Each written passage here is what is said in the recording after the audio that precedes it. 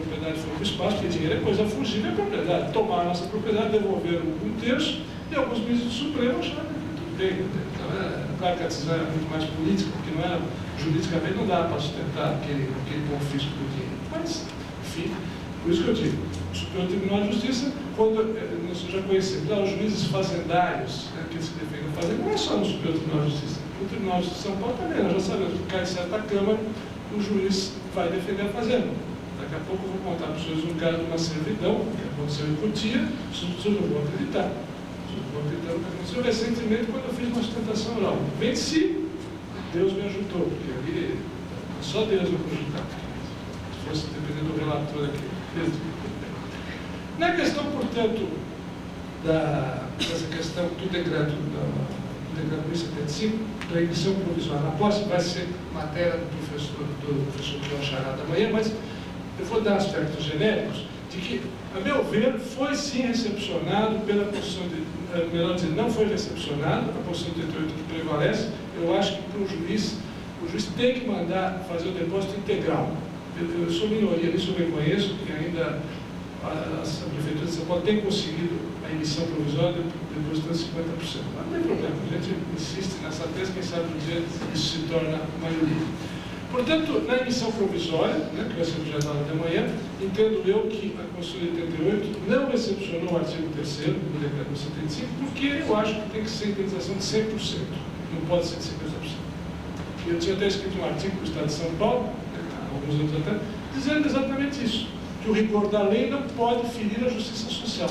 Eu vi um artigo do Estado de São Paulo, antes dessa decisão do Supremo Tribunal de Justiça, esse artigo foi publicado no Estado de São Paulo já faz algum tempo. Acho que foi 1990. Aqui, Estado de São Paulo, 23 de maio de 1990, faz 10 anos. É um absurdo, porque eu consegui, num caso em Osasco, sensibilizar o juiz, no caso que a Prefeitura de Osasco queria desapropriar uma cliente, e a tese dos 50% final.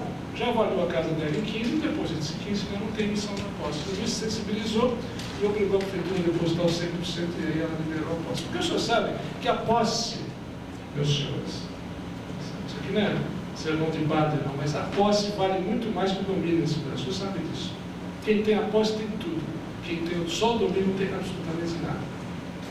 Quem tem só o domínio não tem absolutamente nada. Ele tem uma fazenda no Pará, no Maranhão, de 20 mil hectares, está tudo cheio de poceira de dinheiro. Não tem nada. Se eu for lá, nós vamos tomar um tiro na testa. Então, a posse, não pode se perder a posse. É mais sagrado. Porque o poder público é a posse. Depois você vai demorar 20 anos ou 30, não tem problema. Não pode dar posse. Deu a posse, vocês perderam a maior força. E quando a Prefeitura de São Paulo tentou não, conseguiu, mas depois de fazer o processo certo, tentou alargar a marginal, quem passa na marginal Pinheiro, sabe que lá na Traição, onde tinha aquela usina da Eletropaulo, aquilo afundava, realmente era um inferno passar por ali. E a Prefeitura queria, porque queria, sem decreto expropriatório, invadir o terreno da Eletropaulo, sem decreto, sem nada, atrilinearmente, o secretário de obras era uma pessoa bem turbulenta naquela gestão, que ia entrar na marra do terreno da Eletropaulo, porque a Eletropaulo não podia atrapalhar o progresso da cidade de São Paulo. E eu falei, tudo bem, não quero atrapalhar o progresso da cidade de São Paulo, mas isso aqui tem dono, chama-se Eletropaulo, o senhor consiga o decreto expropriatório, entre com a ação de desapropriação, porque aqui nós estamos no estado de São Paulo. Em outros estados da federação, pode ser que prevaleçam outros métodos, né? Outros métodos, que não é um estado de direito. Eles bravejou, dizendo que aquilo era um absurdo, mas queria entrar assim mesmo. Tudo bem, vai entrar, então eu dei ordem do patrimônio imobiliário da Eletropaulo pegar todos os trilhos velhos da Light, que estavam no depósito da Malabapé, e jogar na entrada do terreno. Quando a Prefeitura chegou no dia seguinte com os caminhões, não puderam entrar no terreno, tinha trilho pesando não sei quantas toneladas da Eletropaulo, o secretário ele bravejou, obriguei ele a entrar com a ação, desapropriação, ofertar, mesmo que fosse um valor venal, demorou, retardou 40 dias, é verdade, e para ele aquilo era morte, né? Ele costumava passar em cima das pessoas, e isso infelizmente acontece. Porque a posse perdeu-se tudo. Sirva para desapropriação, sirva para fazendas, para qualquer coisa. Não se pode perder a posse. E o problema, a única coisa, assim, a alocação de posse direta e indireta, evidentemente, que aí o proprietário tem a posse indireto, mas pelo menos está recebendo aluguel. Outra questão, então falamos da petição inicial, né? Falamos da emissão provisória, inaudita altera partes, ou então, no caso da contestação, ele é impugnação em 5 dias, os proprietários têm apenas 5 dias para impugnar, isso é um prazo perigoso e curto.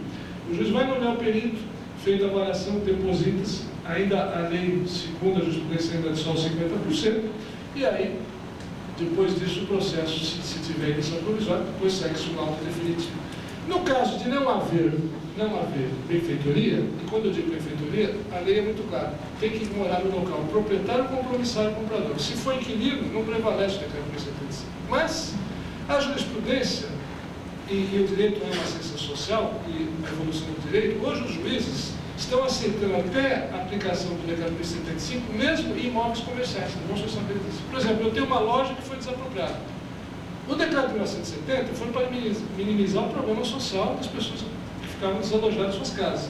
Mas isso, por analogia, hoje, a Fazenda Pública de São Paulo está admitindo a aplicação do decreto 1075, inclusive para imóveis comerciais, indústrias, galpões, etc, etc.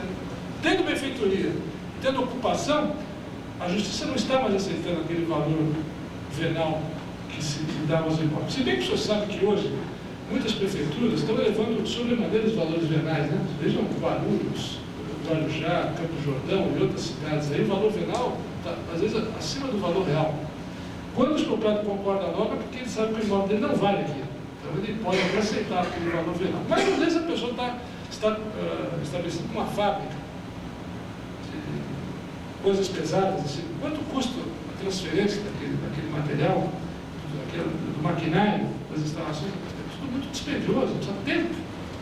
De forma que nesse caso, muito, embora não seja residência, o decreto, por analogia, os juízes estão mandando fazer essa avaliação, sim, com base no decreto 1075. Não adianta o poder público se perder, não, mas não mora ninguém, isso é uma indústria.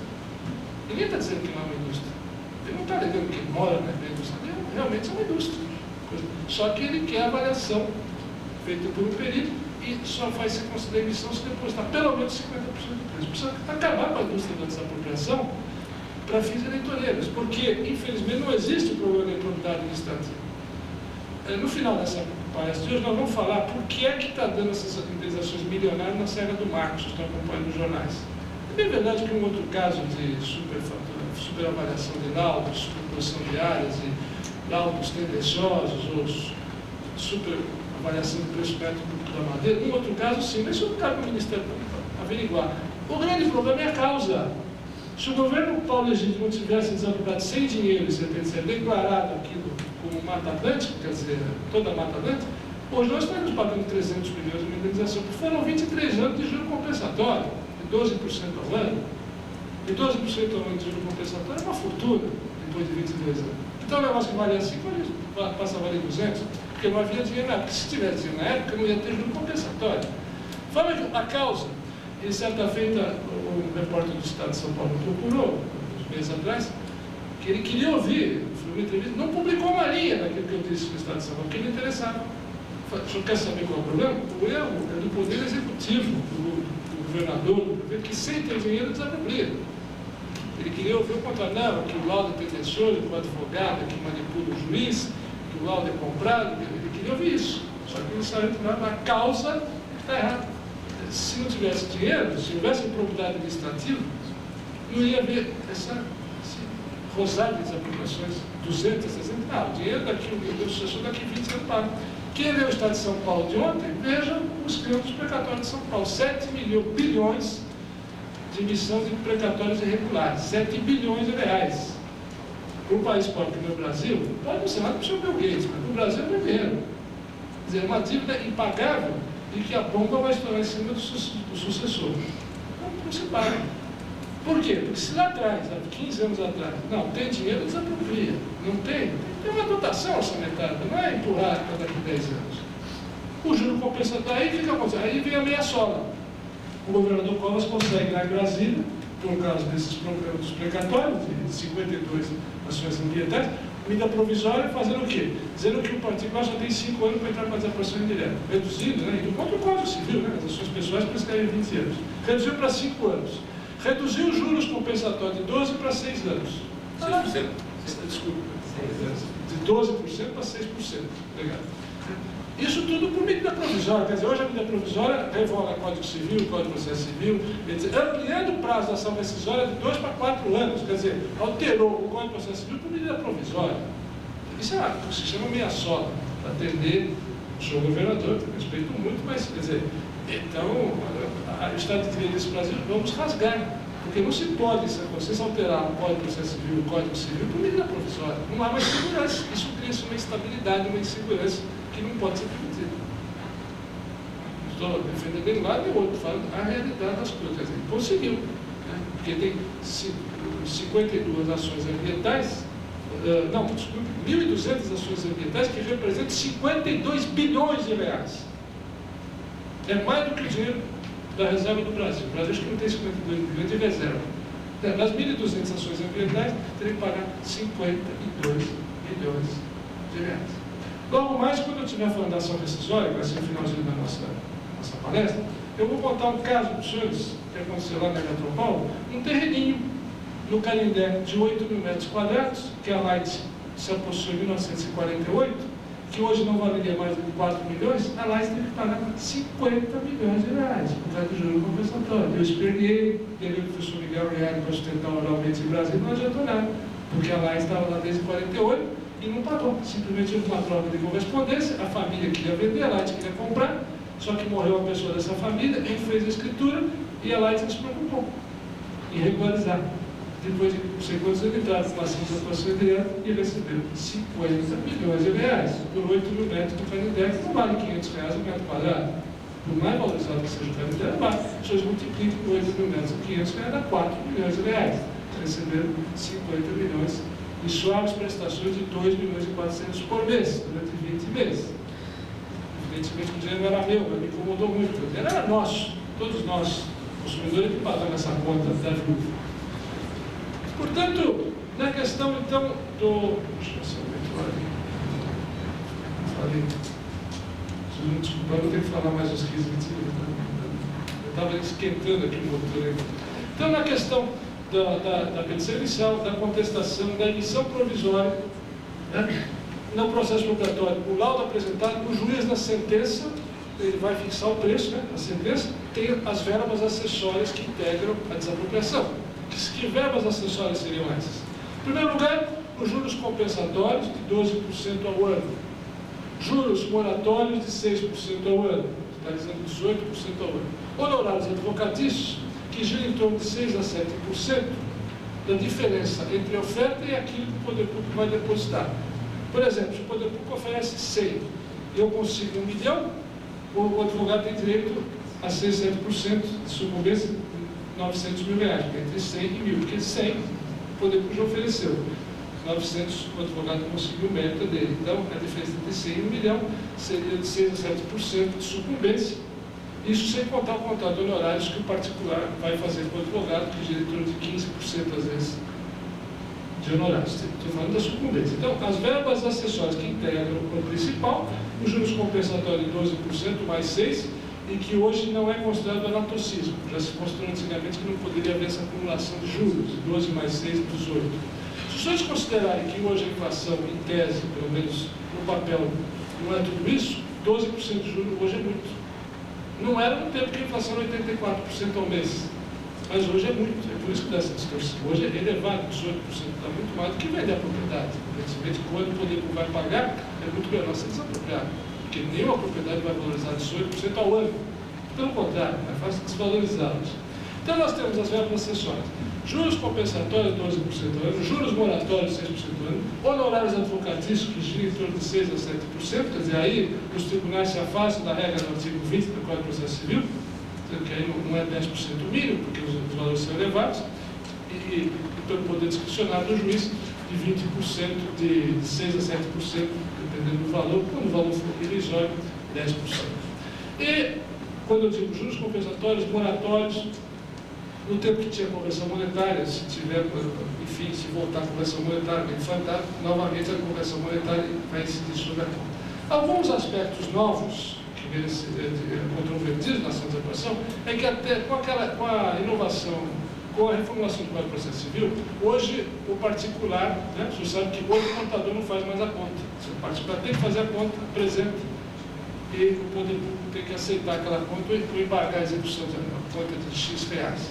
Eu digo aqui, eu costumo dizer o seguinte, que na prática isso às vezes não funciona, e a minha experiência estava certa, porque às vezes o expropriado ele não tem dinheiro para contratar um contador, às vezes o advogado dele, o escritório pequeno, não sabe fazer cálculo, vai ser obrigado a contratar alguém. Então, na prática, o que acontece? Às vezes o processo vai para o arquivo por inércia, e às vezes o poder público se antecipa e acaba apresentando a conta. Acontece isso. E o expropriado acaba aceitando, concordando com aquela conta. Então, na prática, a coisa dificultou para o expropriado. Não estou me referindo ao grupo Votorantim, que tem não sei quantos contadores, estou me referindo àquele expropriado. Tem aquele imóvel, tem um advogado que tem um escritório modesto, não sabe fazer a conta, não é função do advogado, também não vai contratar um contador para fazer aquilo. Então, fica às vezes na mão do expropriado apresentar esse cálculo de liquidação. Nessas verbas acessórias, juros compensatórios, juros moratórios, e nós temos agora os incidentes dentro do processo expropriatório. Em primeiro lugar, nós temos dois tipos de desapropriação urbana, né? No caso da desapropriação, utilidade pública, para fazer uma avenida, alagar uma rua, uma estrada, etc, etc. Em segundo lugar, a ação de construção de servidão, que é aquela feita pelas empresas concessionárias de energia elétrica, de telefonia, de gás ou de água. A Sabesp precisa fazer uma adutora, precisa fazer uma servidão no terreno, só que ela não precisa fazer a desapropriação plena do imóvel. Aí nós temos que considerar dois aspectos importantes. Primeiro, saber se a mutilação do terreno tornou inaproveitável, imprestável. Eu não posso pegar um lote de 250 metros quadrados, 10 por 25, colocar uma torre no meio desse terreno e dizer que é uma servidão. Estraguei o terreno. A gente vai fazer o quê? Ficou com 50 metros à direita e 50 metros à esquerda, e uma torre de alta tensão. Isso acontece muito lá no Morumbi, na Avenida 19, do lado do DF Vasconcelos, tem uma torre lá da Light. E na desapropriação, ninguém vai falar de servidão, isso não existe. Existe um critério feito pelo IBAP, Instituto Brasileiro de Avaliação, Perícia, Engenharia, etc., dizendo o seguinte: quando se trata de zona urbana, o expropriado teria que pagar 66% sobre o valor do domínio. Se a propriedade vale 100, ele tem que pagar 66% quando se trata de zona urbana. Quando se trata de zona rural, o percentual fixado pela jurisprudência gira em torno de 15% a 20% sobre o valor do domínio. Então, por exemplo, tem uma fazenda de 500 alqueires, fazenda grande, vai lá, Furnas e coloca lá uma linha de transmissão na divisa. Quer dizer, não houve desapropriação do domínio, uma servidão aérea, né, de linha de transmissão. Então, se a fazenda vale 2 milhões, eu vou depositar 200, você me dá a pagar 200 mil reais. Está razoável, a servidão aérea, eu não estraguei a fazenda, eu tenho uma fazenda de 500 alqueires. Tudo depende de cada caso, é um caso. Tudo vai depender do caso concreto, quer dizer, eu não posso estragar a propriedade. Voltando àquela questão que eu tinha falado do absurdo que aconteceu aqui recentemente, no Tribunal de Justiça, na hipótese, já que vocês estão falando de servidão e que tudo, cada caso é um caso, a hipótese era a seguinte: era uma colega nossa, advogada, tinha uma casa em Cotia, olha que absurdo, uma casa em Cotia, uma casa muito bonita, 500 metros quadrados era construída, uma piscina, vai lá, Furnas, coloca uma torre fora da propriedade, olha a sutileza do negócio, fora da propriedade, mas a 50 metros da sala de jantar da casa dela, fora, bem verdade. E a servidão aérea atingia apenas 150 metros do terreno dela, só que em cima da piscina. O perito judicial avaliou a servidão aérea, não, atingiu 150 metros só, a torre está fora. Então não considerou a depreciação do imóvel, nada. Tá? Avaliou a servidão em 500 reais. 500 reais. Estragou a casa da moça. O assistente tal provou que houve uma desvalorização de X% daquela propriedade. O juiz de primeiro grau, sensível, acolheu o laudo do assistente, do meu assistente no caso. Se não houve uma desvalorização da propriedade de X, essa casa dela que valia 200, hoje vale 100. Abre a sala de jantar, tem uma torre de Furnas a 10 metros de distância. Acabou. E ficou devassada a propriedade. Alguém tem que fazer a manutenção da torre. Tudo bem. Veio ao tribunal, eu faço tentação oral pedindo a manutenção daquela sentença. Ganhei por 2-1. Sabe por quê? O juiz relator disse que não. Imagina, o juiz fazendário, o desembargador fazendário disse não. Afinal de contas, o Estado não pode pagar porque não houve a desapropriação Apenas houve uma servidão em cima de 150 metros, então tinha que pagar assim, R$500. Certo que o juro compensatório não dava uns R$1.000, né? Quer dizer, a sorte que eu fui fazer sustentação oral, sensibilizei o revisor e o terceiro juiz. Agora, pasmem os senhores, vocês vejam como o Estado é mal gerenciado. Sabe que Furnas não entrou com embargos infringentes? Quer dizer, olha como o Estado é mal defendido. Para minha surpresa, e para minha sorte, no caso, porque não entrou com embargo, eu comecei a execução. Não entraram com embargos infringentes, tinha voto vencido do relator, poderiam virar isso em grau de embargos. Entraram, perderam o prazo, e a coisa não era, quer dizer, para Furnas 20, 30 mil reais, mas, quer dizer, mais uma desídia, assim dizer, do advogado que não entrou com embargos infringentes. Então, vocês estão vendo um caso, quer dizer, não houve sensibilidade do desembargador, vem pelas fotografias, estragou literalmente a casa, zero, ninguém compra aquela coisa. Bom, então a servidão administrativa é muito importante nesse caso de saber se a servidão domina. Outra questão, outro incidente processual muito frequente nessa desapropriação é o problema do loteamento, implantado ou não, porque às vezes o loteamento está aprovado no papel, só que o lote só existe no papel e no registro de imóveis. As ruas já não existem, o mato já cresceu, o proprietário não vendeu nenhum lote, ele quer vender aquilo como lote, como se o terreno tivesse loteado, que estivesse vendendo. Então precisa ver o caso. O mato já cresceu, muito embora já haja aprovação do loteamento e não houve nenhum aumento, em tese, a avaliação tem que ser como se fosse de área bruta. Simplesmente ele vai ter que fazer tudo de novo, abrir rua, guia, sarjeta, etc. Isso custa dinheiro, você sabe que isso é muito pesado. Liberal institucional, etc. É um outro incidente processual muito frequente, é o problema do loteamento clandestino, loteamento irregular, e é bom os senhores saberem que há uma distinção fundamental entre loteamento clandestino e loteamento irregular. Alguém aqui sabe dizer qual é a distinção? Não há sinônimo, não. Loteamento clandestino é aquele que não é aprovado, não está aprovado em lugar nenhum.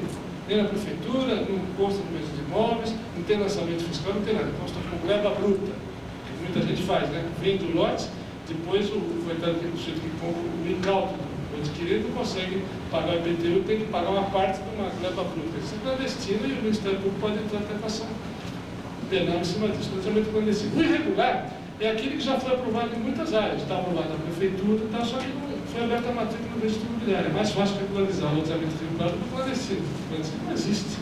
O outro está faltando alguma coisa para ser regularizado. Talvez até a abertura da matrícula de lote por lote. Esse é outro incidente processual muito frequente, né? O problema e o problema do remanescente inaproveitado. Na questão do remanescente inaproveitado, o juiz tem que ter a sensibilidade de ver o laudo, verificar que o remanescente sendo inaproveitado, ele tem que fazer indenização total, porque senão o expropriado vai ficar com o problema na mão. Sabe qual é? Ele vai continuar pagando IPTU e não consegue usar o imóvel.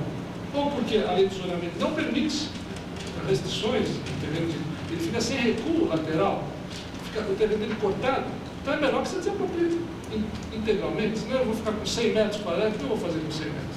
Então tem que saber realmente o zoneamento que pertence na cidade, tudo isso o perito tem que avaliar, tem que colocar, tem que ter o tirocínio suficiente para dizer, não vou cometer uma injustiça. E comete mesmo, às vezes pensa que está fazendo bem, está fazendo mal. Eu vou dar um exemplo. Quando se coloca a linha de transmissão, não se deve desapropriar o domínio nas fazendas, porque se tem várias linhas, se amanhã a concessionária resolve tirar a linha de lugar, o domínio já está na concessionária, a parte que a servidão não é só da baixa da servidão. Então, tomar cuidado o perito quando vai falar, não, mas tem várias torres na fazenda, se ele desapropriar o domínio, vai ficar com vários domínios na fazenda? Não, é servidão mesmo, porque se um dia mudar a linha, tira tudo aquilo e é só da baixa da servidão. Então tem que ter bom senso, o direito é bom senso. Infelizmente as pessoas não têm esse bom senso na hora de fazer o trabalho.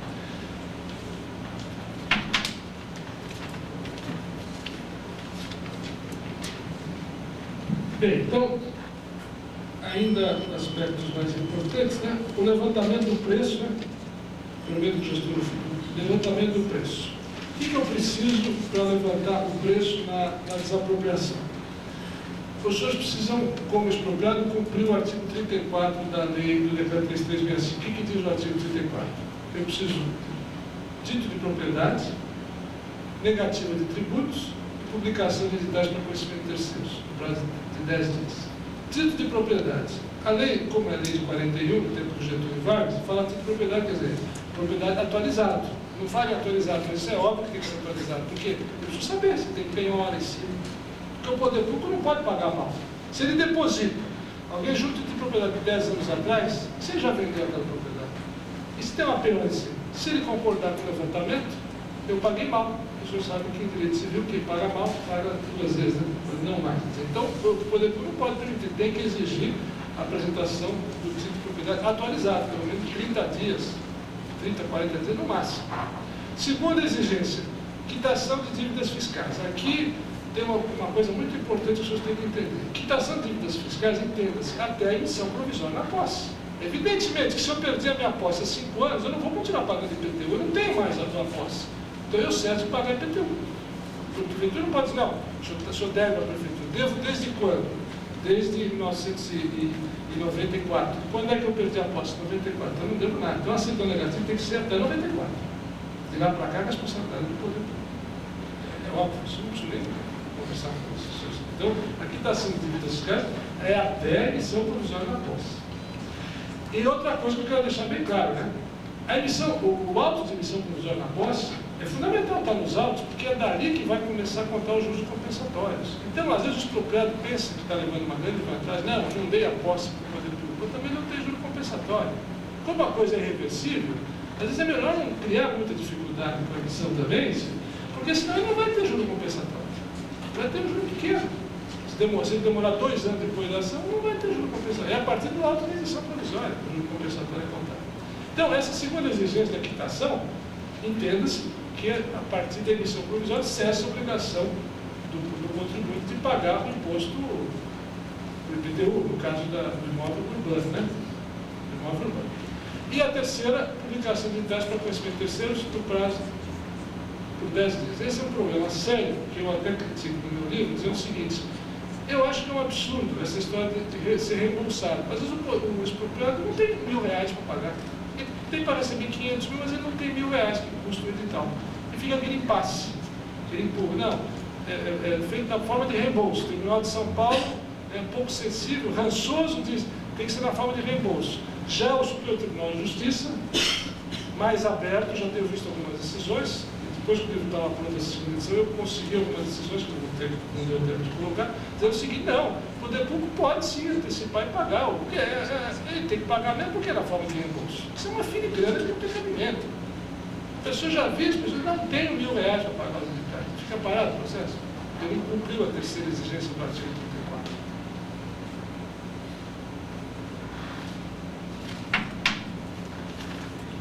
E, finalmente, ofício requisitório e precatório. Ofício requisitório. Os senhores sabem que o poder público, quando eu falo poder público, União, Estado, município, eles dependem, evidentemente, do precatório, e, em particular, não pode, infelizmente, penhorar os bens da União, do Estado e do município. Mas pode penhorar os bens da concessionária, etc. Pode. Então, como pode penhorar os bens da concessionária, então, no caso, aí não vai ser expedido precatório. No caso das concessionárias, todo mundo gostava de ser executado pelas concessionárias, porque elas, pelo menos, demoravam, mas pagavam. Sob pena de sofrer penhora. Então, no caso do precatório, que eu fiz o requisitório, o senhor sabe que a Constituição de 88, né, de forma imoral, dizendo que pagava em 8 vezes, em 8 parcelas, por uma toda, e o Estado, se pagava a primeira, pagava a segunda, depois não pagava mais a atualização, e se requeria intervenção. Né?